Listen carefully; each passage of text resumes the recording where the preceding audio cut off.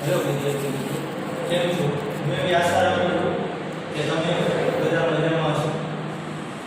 અત્યારના સમય પ્રમાણે જે કોરોના મહામારી છે એના અનુસંધાનમાં તપોવન વિદ્યાલય અને તપોવન પરિવાર તરફથી આપના માટે હું આશીષ જાદવ અહીંયા આપણે ઘરે રહીએ અને ભણી શકીએ એ માટે અહીંયા આપણે વિડીયો બનાવવામાં આવે છે. અહીંયા આપણે ધોરણ 12 ના ભાગીદારી વિષય પ્રવેશ પ્રથમ પ્રકરણ નામના મૂળ તત્વો નો વિડીયો બનાવવાનો છે. તો અહીંયા તપોવન પરિવાર તરફથી તમને સંદેશો સૌપ્રથમ પાઠવવામાં આવે છે કે અત્યારનો સમયગાળો જે છે એના અનુસંધાનમાં આપણે ઘરે રહી અને દરેક પ્રકારની મદદ કરવી જોઈએ, સ્વનું નિરીક્ષણ કરવું જોઈએ. આપણા ઘરના સભ્યો છે, આજુબાજુના પાડોશીઓ છે, મિત્રો છે, આ બધાને છે એક પ્રકારની મદદ કરવાની થાય છે. સાથે સાથે અત્યારનો સમય એવો છે કે જેમાં દરેક વ્યક્તિ છે વધુ વધુ કંટાળો જોતો હોય અથવા અમુક વિદ્યાર્થીઓ એવા છે કે જેને એકલા રહેવાની બહુ આદત ના હોય. તો આજનો સમય એવો છે કે જ્યારે આપણે સ્વનું નિરીક્ષણ કરવાનું છે, તો તપોવન પરિવાર તરફથી હું તમને એક એવો સંદેશો આપવા માંગુ છું કે ઘરે રહી સ્વનું નિરીક્ષણ કરવું, પોતાની જાતને ઓળખવી અને બીજાની મદદ કરવી. હવે વિદ્યાર્થી મિત્રો, આપણે ધોરણ 12 ની અંદર વિષય છે નામાના મૂળ તત્વો. એની અંદર પ્રકરણ 1 ભાગીદારી વિષય પ્રવેશ. સૌથી પહેલા ભાગીદારી વિષય પ્રવેશ શીખતા પહેલા ભાગીદારી શબ્દ, ભાગીદારી એટલે શું, આના વિશેની આપણે સમજણ મેળવીશું. જનરલી આપણે ભાગીદારી શબ્દ પ્રયોજતા હોઈએ. દાખલા તરીકે આપણે ઘણા બધા મૂવીઝ જોતા હોઈએ. મૂવીઝની અંદર અમુક સંગીત અથવા તો જે પિક્ચર ડાયરેક્ટ કરતા હોય એ ડાયરેક્ટર, એમાંનો એક ડાયરેક્ટર છે અબ્બાસ મસ્તાન. અબ્બાસ મસ્તાન છે બે વ્યક્તિઓ છે. એ બે વ્યક્તિઓ ભેગી મળી અને પિક્ચર ડાયરેક્ટ કરે અથવા તો પિક્ચર બનાવે. તો આ બે વ્યક્તિઓની જોડી છે કે જે પિક્ચર તૈયાર કરે છે. તો બે વ્યક્તિની ભાગીદારીથી પિક્ચર તૈયાર થયેલું છે અથવા તો બંનેની મહેનત એમાં લાગેલી છે. એવી જ રીતે તમે ક્રિકેટ જોતા, ક્રિકેટની અંદર અમુક સમય પહેલા સચિન અને સહેવાગ ની જોડી, અમુક સમયની જોડી ગ્રાઉન્ડ ઉપર રમતી હોય તો જે દર્શકો છે એમાં આનંદ ઉત્સાહ જોવા મળે. તો એ જોડી ભેગી મળી અને જે રન તૈયાર કરે એને આપણે પાર્ટનરશિપ કહીએ છીએ કે આ બંને સચિન અને સહેવાગની ભાગીદારીથી આટલા રન થયા છે. એવી જ રીતે અત્યારે હાલના સમયની અંદર આપણા ગુજરાતી ચિત્રપટની અંદર એક એવું નામ ઉભરીને આવેલું છે, સચિન અને જીતુ. આ બે મ્યુઝિક ડાયરેક્ટર છે કે જેણે ગુજરાતી ફિલ્મ ઇન્ડસ્ટ્રીને નવા સંગીત તરફ આગળ વધારેલી છે. તો સચિન અને જીગરની ભાગીદારીથી એવા સુંદર મજાના મ્યુઝિક અથવા તો સંગીત આપણે માણી શકીએ છીએ. તો હું એવી આશા રાખું છું કે તમને ભાગીદારી શબ્દ આટલી જગ્યાએ આપણે પ્રયોગીએ છીએ. તો ભાગીદારી શબ્દ આ પ્રકારે આપણે વાતચીતની અંદર લેતા હોઈએ કે આ બે વ્યક્તિઓની ભાગીદારીથી આ વસ્તુ તૈયાર કરવામાં આવેલી છે. જ્યાં ભાગીદારી જોવા મળે છે, પાર્ટનરશિપ જોવા મળે છે. પણ હવે આપણે ધંધાની દ્રષ્ટિએ ભાગીદારી એટલે શું એ શીખવાનું છે. તો આપણે વિષયમાં પ્રવેશતા પહેલા ધોરણ 11 ની અંદર વિદ્યાર્થી મિત્રો, ખાસ અત્યારે 12મા ધોરણની શરૂઆત થઈ રહી છે ત્યારે 12મા ધોરણના એકમની શરૂઆત કરતા પહેલા આપણે 11મા ધોરણ વિશે થોડી ઘણી માહિતી મેળવી લઈએ, જેથી કરીને તમને આ બાબત સમજવામાં થોડી સરળતા રહેશે. ધોરણ 11 ની અંદર આપણે જે હિસાબો લખતા શીખ્યા અથવા તો જે એકાઉન્ટ આપણે ભણી ગયા ધોરણ 11 ની અંદર આપણે એકાંકી વેપારી પેઢીના હિસાબ. એકાંકી વેપારી પેઢીના હિસાબો એટલે શું? તો કે એક જ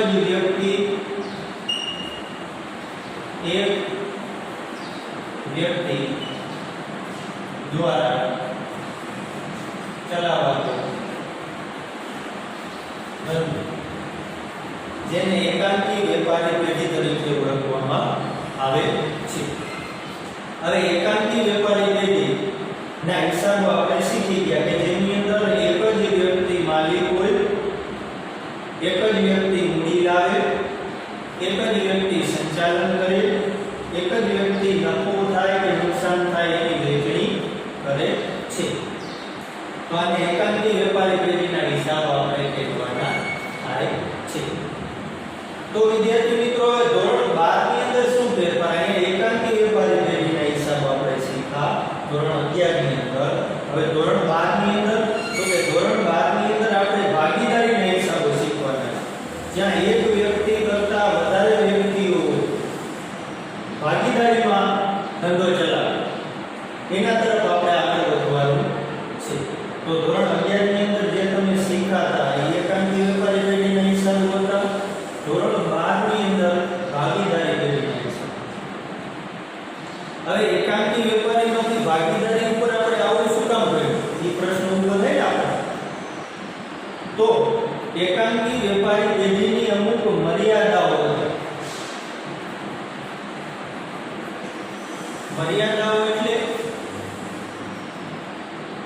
તો કે અમુક ક્ષમતા હોય ત્યાં એ લિમિટેડ હોય, એનાથી આગળ છે બધું. દાખલા તરીકે એક વ્યક્તિ છે વધુ કેટલી મૂડી કાઢી શકે?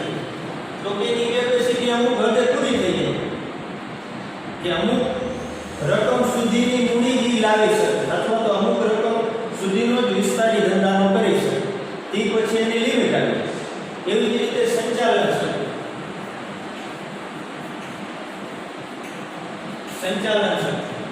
સંચાલન શક્તિ એનામાં જે કાર્ય કરવાનું કૌશલ્ય છે એ કૌશલ્ય લિમિટેડ.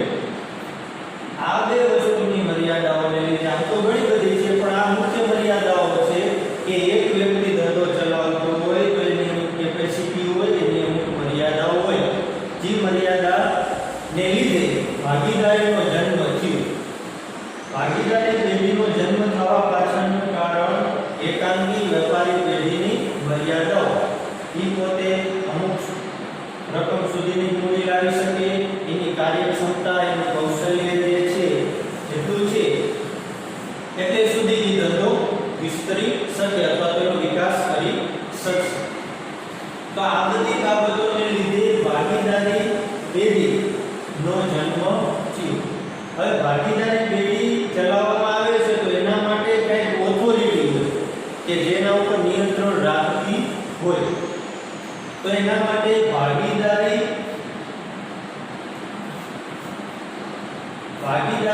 કાયદો 1932 સરકાર દ્વારા પહેલી ઓક્ટોબર 1932 ના રોજ ભાગીદારી કાયદો અમલમાં આવે છે. 1 ઓક્ટોબર 1932 ના રોજ ભાગીદારી કાયદો અમલમાં આવ્યો. એના અનુસંધાનમાં ભાગીદારી પેઢીનો જન્મ થયો. હવે ભાગીદારી પેઢી આવતા સૌથી પહેલા આપણે એ સમજવાનું કે ભાગીદારી પેઢી એટલે શું. તો ભાગીદારી કાયદો 1932 ની અંદર કુલ 74 કલમ આપેલી છે. એ કલમના અનુસંધાનમાં કલમ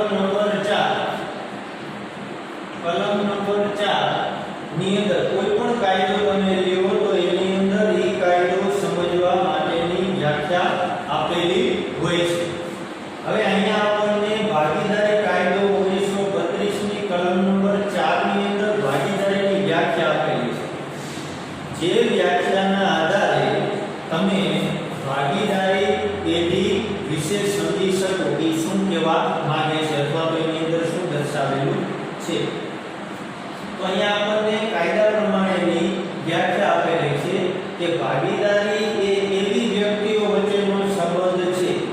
તમે આ વ્યાખ્યાને 3 થી 4 વિભાગમાં વહેંચી શકો. જો એકસાથે વ્યાખ્યા યાદ ના રાખવી હોય તો અહીં સુધી ભાગીદારી એવી વ્યક્તિઓ વચ્ચેનો સંબંધ છે.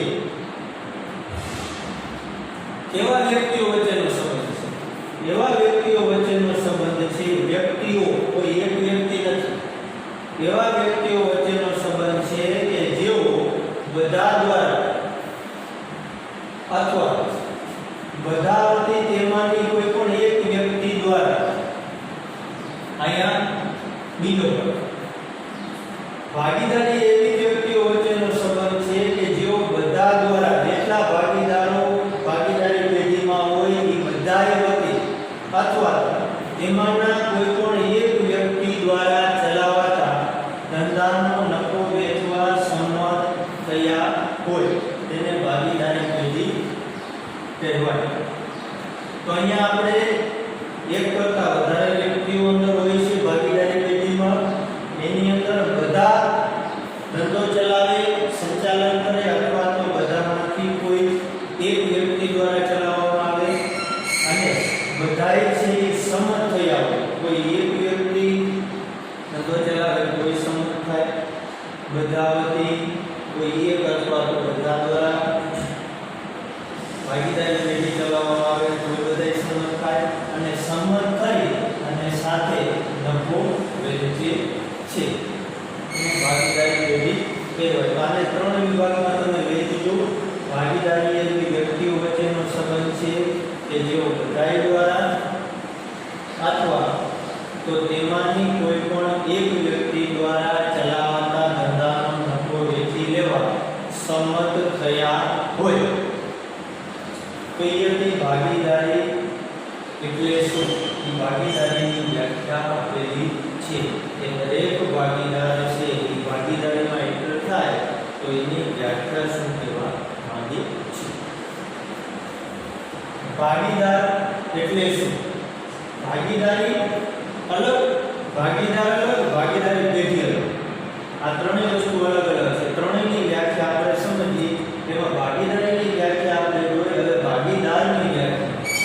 ભાગીદારની અંદર જે વ્યક્તિઓ ભાગીદારીમાં જોડાય તેઓ વ્યક્તિગત રીતે ભાગીદાર, જેટલા ભાગીદારીમાં, દાખલા તરીકે 3 વ્યક્તિઓ ભાગીદારમાં જોડાણા હોય, રાજેશ, મહેશ અને રમેશ. તો 3 રાજેશજી એક ભાગીદાર કહેવાય, મહેશજી એક ભાગીદાર કહેવાય, રમેશજી એક ભાગીદાર કહેવાય. 3 વ્યક્તિઓ છે ઇન્ડિવિડ્યુઅલ, વ્યક્તિગત અલગ અલગ એનું વ્યક્તિત્વ જોઈએ અથવા તો એનો હોદ્દો જોઈએ તો એ દરેક વ્યક્તિ છે એ ભાગીદાર ગણાશે. ભાગીદારી પેઢી જે વ્યક્તિઓ ભાગીદારીમાં જોડાય તેઓને સામૂહિક રીતે ભાગીદારી પેઢી કહેવાય. ત્રણેય ભેગા મળે, 3 ભાગીદાર છે તો ત્રણેય સાથે મળે તો એ એની ભાગીદારી પેઢી થઈ કહેવાય. ભાગીદારી પેઢી એટલે કે જે અલગ કૃત્રિમ વ્યક્તિત્વ ધરાવતું હોય તે. તો અહીંયા આપણે 3ની વ્યાખ્યા છે. ભાગીદારી એટલે શું? ભાગીદાર એટલે શું? ભાગીદારી પેઢી. વિદ્યાર્થી મિત્રો, આપણી ભાષામાં સરળ રીતે આ વ્યાખ્યા આપણે જોઈએ. હવે આપણી ભાષામાં સરળ રીતે સમજવું હોય તો ભાગીદારી એટલે શું? તો કે સાથે મળીને કામ કરવું એટલે ભાગીદારી. આ સીધો અર્થ છે. આપણે આપણા પ્રમાણમાં કરીએ, આપણી રીતે એની વ્યાખ્યા કરીએ તો આ કઈ રીતે કરી શકાય? તો ભાગીદારી એટલે શું? તો કે સાથે મળીને કામ કરવું. આ કાયદાની ભાષા પ્રમાણે આ લોકો દર્શાવેલું છે. પણ આપણી રીતે સરળ ભાષામાં સમજવું તો સરળ ભાષામાં સમજવા માટે ભાગીદારી એટલે સાથે મળીને કામ કરવું. આ કાયદેસરનો ધંધો ચલાવવા માટે કાયદેસરની વ્યાખ્યા આપેલી છે. ભાગીદાર એટલે જેટલા વ્યક્તિઓ અંદર જોડાણા હોય બધા ભાગીદાર કહેવાય. અને ભાગીદારી પેઢી એટલે શું? તો કે બધા સમૂહની અંદર ભાગીદાર પેઢી તરીકે ઓળખાય છે. હવે ત્યાર પછી છે ભાગીદારીના લક્ષણો. હવે લક્ષણો આવે એટલે અત્યારના સમયમાં તમે લક્ષણો એટલે શું એના વિશે થોડો ઘણો ખ્યાલ આવી ગયો છે. કારણ કે અત્યારના સમયમાં ઘણી ચર્ચા થાય લક્ષણો.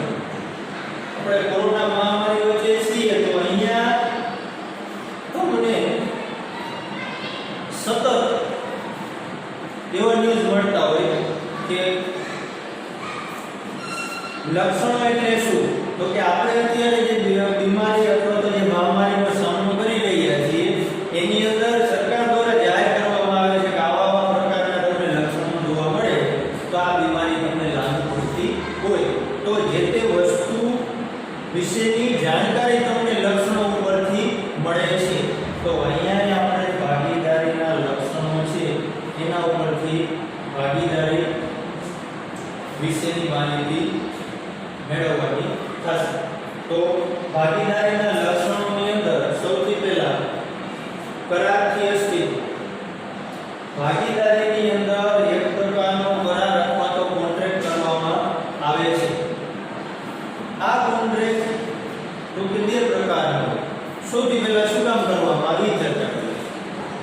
એ કરાર શા માટે કરવામાં આવે છે? ધારો કે ભાગીદારો વચ્ચે ભવિષ્યમાં કોઈ બાબત વિશે મતભેદ ઉભો થાય અથવા તો કોઈ બાબત વિશે ઝઘડાઓ થાય તો એનું સમાધાન કરવા અથવા તો એનું નિરાકરણ કરવા માટે કરાર કરવો હિતાવહ છે, જેથી કરીને એને તે સમયે લઈ શકાય અથવા તો ઝઘડાઓનું નિવારણ કરી શકાય. તો અહીંયા ભાગીદારી કરાર જે છે એ કરારથી અસ્તિત્વમાં આવે છે. ભાગીદારી એની અંદર કરાર કરાયેલો હોય. કરાર બે પ્રકારના હોય. એક તો લેખિત કરાર અને બીજું મૌખિક કરાર. એમના ભાગીદારો ભેગા મળી અને સહમત થઈ જાય મૌખિક રીતે કે ભાઈ આ લેખિત બાબતોમાં આપણે ધ્યાન રાખશું તો એ મૌખિક રીતે એકબીજાએ સમજૂતી કરેલી હોય.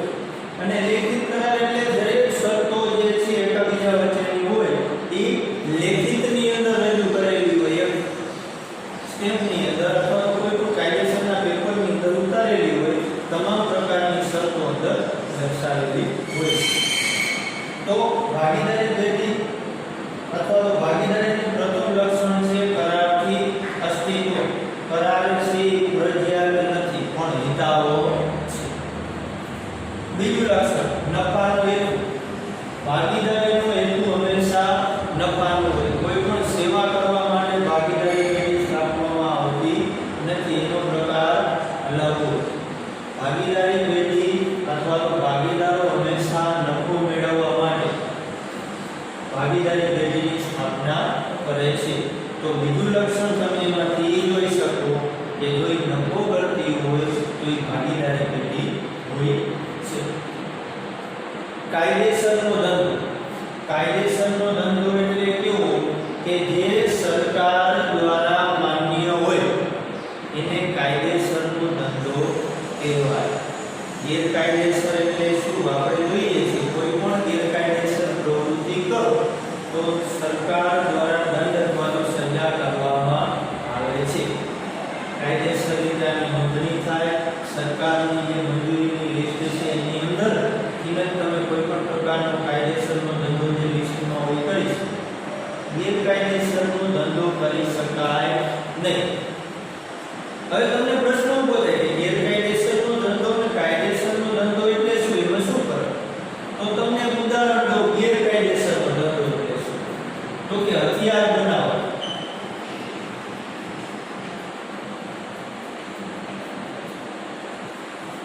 આ કેવા પ્રકારનો ધંધો કહેવાય? કાયદેસરનો કહેવાય કે ગેરકાયદેસરનો કહેવાય? ગેરકાયદેસરનો કહેવાય. હથિયાર બનાવવા, હિંસા કરવી અથવા તો અણુબોમ્બ બનાવવા.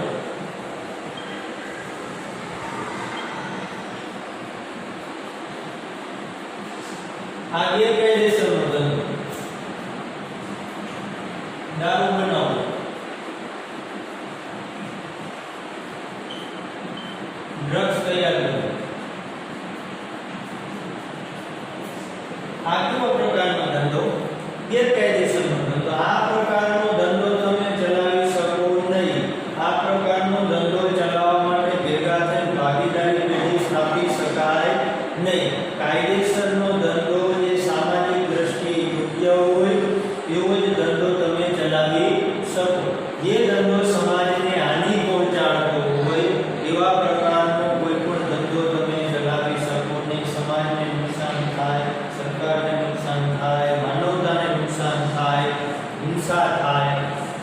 નુકસાન થાય એવું કાંઈ પણ પ્રકારની ભેગા મળીને ભાગીદારી તમે કરી શકશો નહીં. તો અહીંયા આવા દગા છે એ આપણે કરી શકીએ નહીં. ત્યાર પછી છે એકબીજાના એજન્ટ. જે ભાગીદારો છે એ દરેક ભાગીદાર છે એ એકબીજા સાથે મળી અને દરેક નિર્ણય લે છે. દરેક ભાગીદાર એકબીજાનો પ્રતિનિધિ કહેવાય. કોઈ ભાગીદાર એકલો પોતે જાતે નિર્ણય લે અને કોઈ પણ પ્રકારનો નિર્ણય અમલમાં મૂકી શકશે નહીં. બધાની સહમતિ હોવી જોઈએ, જેને કહી શકાય કે એકબીજાના એજન્ટ તરીકે કામ કરવું યોગ્ય. સભ્ય સંખ્યા. ભાગીદારીની અંદર આપણને ખબર છે કે ઓછામાં ઓછી સભ્ય સંખ્યા તો જ ભાગીદારી કહેવાય કે ઓછામાં ઓછી બે. ઓછામાં ઓછી બે સભ્યોની સંખ્યા હોવી જોઈએ. મોસ્ટ ટાઈમ વિદ્યાર્થી મિત્રો આ ટોપિક જે છે એ ઘણી વખત પૂછાય છે પરીક્ષાની અંદર. સભ્ય સંખ્યાને લગતું તો આ તો જનરલી ખ્યાલ હોય કે ઓછામાં ઓછી બે સભ્ય સંખ્યા હોય તો જ ભાગીદારી કહેવાય. જો સભ્ય સંખ્યા એકની હોય તો ધોરણ 11 માં આપણે શીખી ગયા એકાંકી રૂપાની જમીનના દિશા. અહીંયા ઓછામાં ઓછી સભ્ય સંખ્યા બે, પણ વધુમાં વધુ કેટલી? વધુમાં વધુ માટે કંપની દ્વારા 2013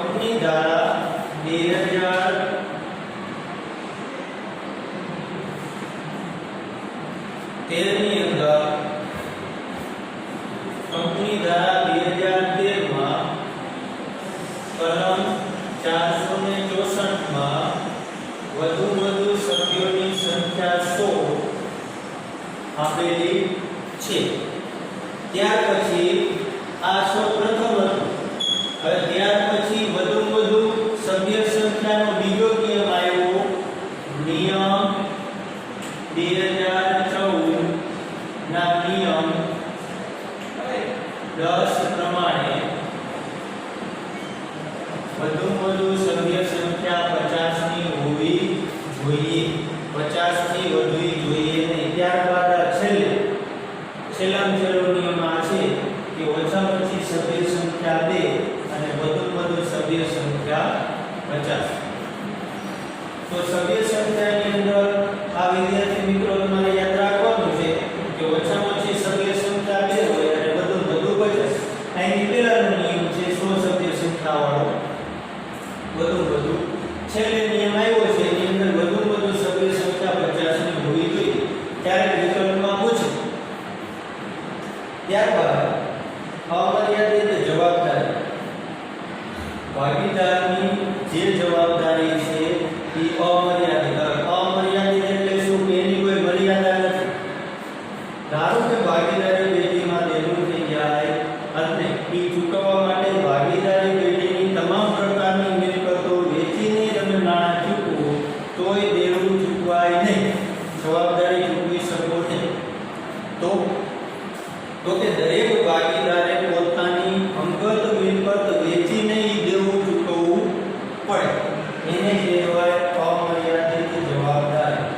જે દરેક ભાગીદાર છે એની જવાબદારીની કોઈ મર્યાદા નથી, એટલે એને અમર્યાદિત જવાબદારી કહેશું.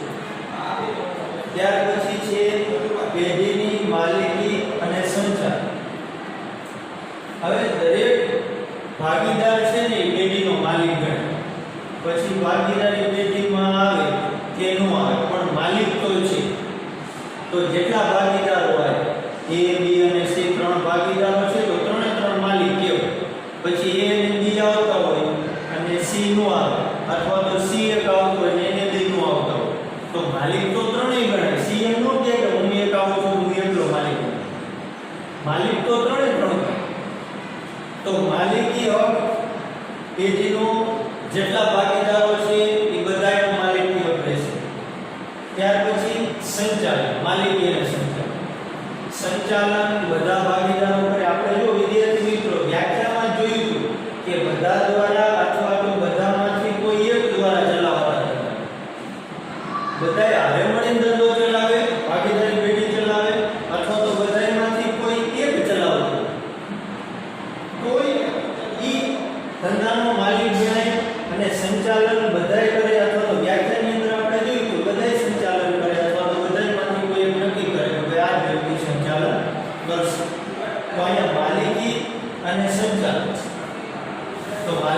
દરેક ભાગીદાર માલિક ગણાય અને સંચાલન માટે બધાએ સર્વસંમતિથી બધાએ સંચાલન કરે અથવા તો અંદરોઅંદર સહમતિથી કોઈ એક વ્યક્તિને સંચાલન આપી દે. તો વિદ્યાર્થી મિત્રો અહીંયા આપણે ભાગીદારી પ્રવેશની અંદર ભાગીદારી એટલે શું, ભાગીદાર એટલે શું, ભાગીદારી પેઢી એટલે શું અને ભાગીદારીના લક્ષણો વિશેની માહિતી મેળવી. આ પ્રકરણની અંદરથી કઈ આવી થિયરી એટલી બધી પૂછાતી નથી, પણ આ બધું કરાવવા પાછળનું કારણ એ હોય કારણ કે પહેલો આપણો જે ભાગ છે વિભાગ 1 એ ભાગીદારી ઉપર છે. આખો ભાગ જો અહીંયા તમે પ્રથમ પ્રકરણના વિષય પ્રવેશની યોગ્ય માહિતી મેળવી લ્યો તો આના પછીના તમામ પ્રકરણ તમારા માટે સહેલા પડી જશે. એટલા માટે આપણે અહીંયા ઊંડાણપૂર્વક આ બધી માહિતી મેળવીએ છીએ. આ કાંઈ થિયરી એ બધી પૂછાતી નથી આપણે. તો વિદ્યાર્થી મિત્રો